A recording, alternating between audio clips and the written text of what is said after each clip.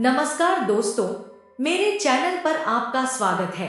आज हम आपके लिए एक छोटी सी कहानी लेकर आए हैं।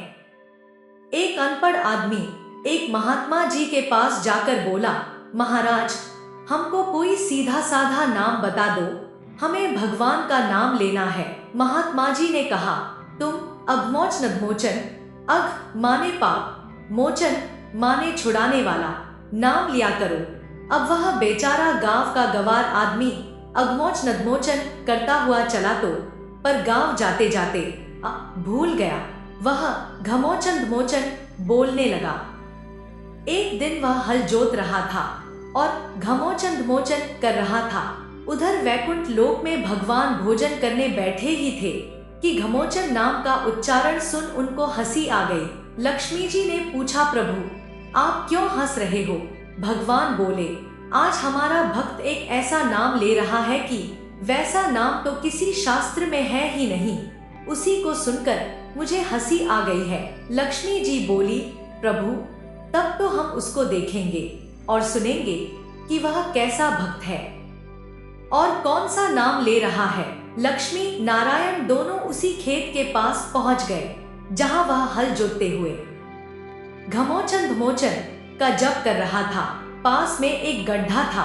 भगवान स्वयं तो वहां छिप गए और लक्ष्मी जी भक्त के पास जाकर पूछने लगी, अरे तू यह क्या घमोचन घमोचन बोले जा रहा है?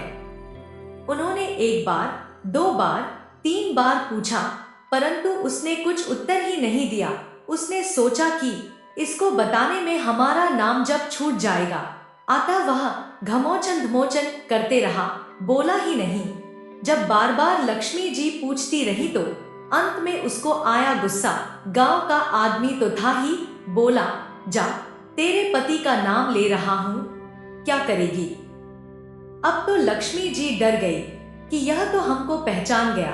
फिर बोली, अरे तू मेरे पति को जानता है क्या? कहाँ है मेरा पति?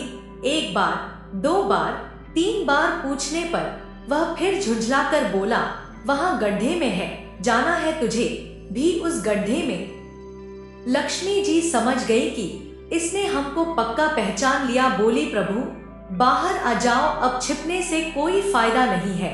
और तब भगवान उसी गड्ढे से बाहर निकलकर वहां आ गए और बोले, लक्ष्मी देख लिया मेरे नाम की महिमा। यह अघमोचन और घमोचन का भेद भले ही न समझता हो, लेकिन यह जब तो हमारा ही कर रहा था, हम तो समझते हैं। यह घमोचन नाम से हमको ही पुकार रहा था, जिसके कारण मुझे इसको दर्शन देना पड़ा। भगवान ने भक्त को दर्शन देकर कृतार्थ किया। कोई भी भक्त शुद्ध, अशुद्ध, टूटे फूटे शब्दों से अथवा गुस्से में भी कैसे भी भगवान का नाम लेता है, तब भी भगवान का हृदय उससे मिलने को लालायित हो उठता है और खुद को भक्त से मिलने को रोक नहीं पाता हूँ। दोस्तों, इस कहानी से हमें यह सीख मिलती है कि हम सभी को भगवान का नाम जपना चाहिए। भगवान का नाम जपने से सब ठीक हो जाता है। भगवान ऐसा नहीं कहते कि नाम जपना हमेशा शुद्ध तरीके से किया जाना चाहिए। आप उनके नाम का जाप कहीं भी जप सकते हैं। आपको उठने में आलस्य महसूस हो रहा है, आप कहीं बाहर हो, आप सुबह शाम टहल रहे हैं, आप जिस भी स्थिति में हैं, आप तब भी भगवान के नाम का जाप जपें। भगवान आपके द्वारा पूरे मन से उनके नाम का जाप करने को स्वीकार करते हैं।